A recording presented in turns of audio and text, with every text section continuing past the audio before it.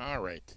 Well, I was going to talk about the future, but I want to talk about the the importance of equal rights for all humans and equal rights in general and democracy.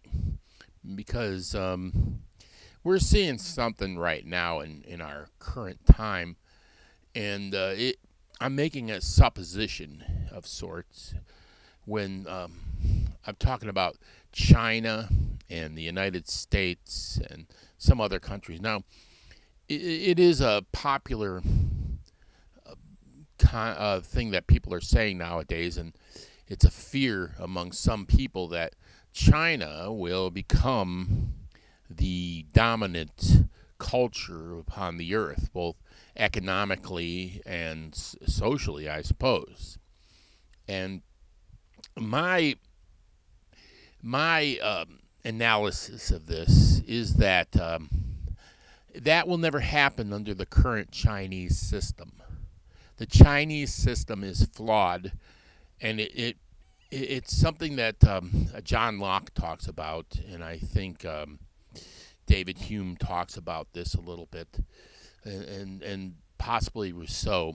But the concept that equal rights for all people and democracy are the best way to advance culture in science, in technology as well, into the future.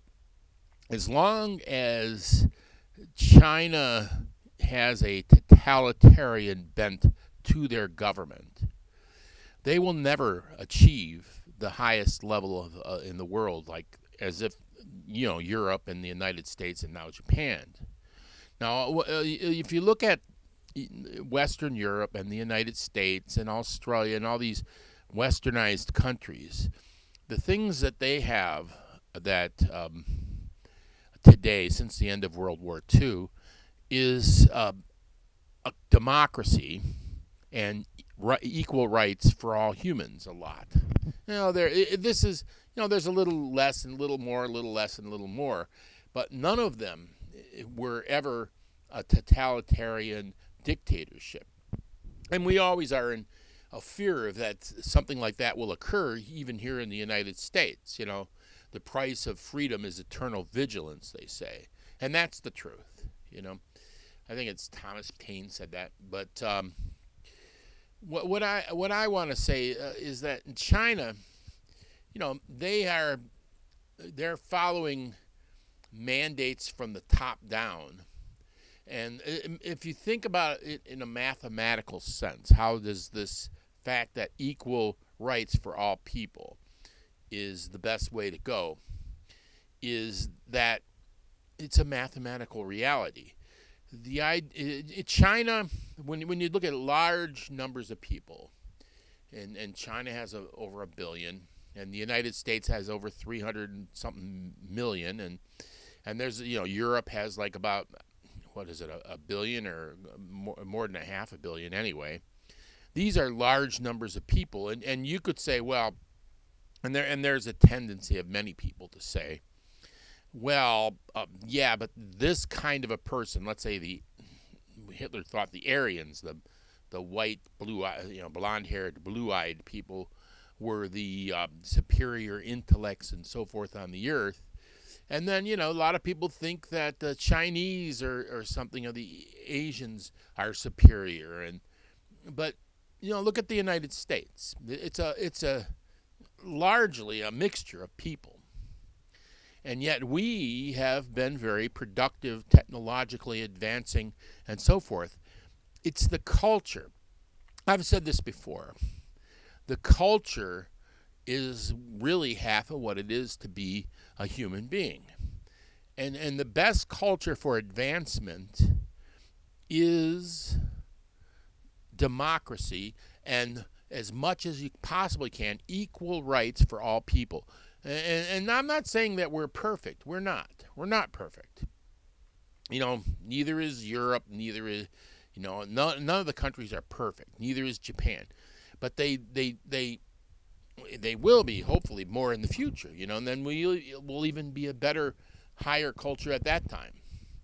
But China is a dictatorship, and the idea behind this, and John Locke I think explains it a little bit, but is that if you allow, like I say, everybody, there is no superior type of person statistically. If you have all things being equal, and I know people will argue against this, all things being equal in large numbers, you're still going to have this intellectual people that like it's going to be less than 5% up at the top, and then down on the bottom there'll be some. And if you look at the IQ tests overall, what I read this in a book that I read is that the average IQ is 100 because that's where they made it, and about 80% of humans have a IQ between 95 and 105, which means about 10% are below 95 and about 10% are above 105. And then those people that are on the upper end usually are the ones who make the major breakthroughs. But if those people do not get an opportunity to live right at the apex of civilization when necessary, and sometimes they're oppressed, smart families come from lower classes too, and if they're oppressed and they don't have opportunities, then they cannot be as innovative, they cannot develop their talents as greatly as they possibly would be able to if they're restricted by the government and the dictatorship and so forth. It's a numbers game. And there's also has to be actually freedom of expression, freedom of press, open. The United States, I will say, out of all the countries, I think the United States has the most open freedom of the press and so forth. There's a lot of bad things that people say, and right now we're fighting that battle, right? But there's also a lot of good things, and the smart people will be able to find the good things. The most reliable information comes from certain sources that have proven to be reliable, and this is how science works, and I guess everybody knows the example of how they made penicillin, which is Alexander Fleming, found a substance in a petri dish that grew around a mold, and that substance coming off the mold stopped bacteria, killed bacteria. He noted that while throwing a bunch of petri dishes out, and he thought, that's interesting, and he looked into it, and he wrote a paper on it, and that paper was printed in a scientific journal and spread throughout the free world. And like 10 years later or better, they were looking for some substance that killed bacteria so that they could, because they were having so many people dying from gangrene in the war, and people in I think it was Missouri, and another person in England at the same time saw this in a scientific journal, and they coordinated their efforts together and developed penicillin. Now, what that did is save millions of lives, right? But how it happened is the openness of any individual within a free society to have access to that media, to the scientific journal, and being able to act freely in order to pursue something. Now, if you have a totalitarian thing and you restrict information, that means that less people are reading that information and less people are living at the apex, on the edge of society where the breaking new stuff is, because they're being restricted from having the opportunity to know everything that's going on. And when that happens, then you do not have a productive society. And that is why China will not ever exceed past these other countries until they reform their government and until they reform their system and allow more open, equal rights and freedoms and democracy within their system. Russia's proved that in the past. Russia mandated, now we're going to build a dam, and they took people who weren't really qualified or didn't want to build a dam and force them into labor and build the dam. And they built the dam. They did the same thing with a nuclear plant. We have nuclear plant. You have nuclear plant. We have nuclear plant. And they built Chernobyl, and it melted down, because there was no input. They in the United States, there was this movement of environmentalists saying these nuclear plants are dangerous. We're going to have fail-safes. So they didn't have a meltdown in the United States, see, because there was an input from people who had no power otherwise, except that they protested in the street and so forth to say we need to take greater care with this nuclear energy. And that's why Russia had a new meltdown, because the closed society led to mistakes and not having enough good input from intelligent people. They ignored the good input and wouldn't allow it into the public realm, while the United States, in an open society, knew better and was able to get a lot of input from people who were correct in saying that we need to be careful with this nuclear power. See, it's the same thing in China. What's happening, when they had the development of the coronavirus, that was all largely because they were stupid. They restricted the free exchange of information because they have a stupid system. It doesn't allow thinking people the opportunity to know all the information that's necessary. China is never going to exceed very much until they change their system. Their system is wrong, and that's my opinion.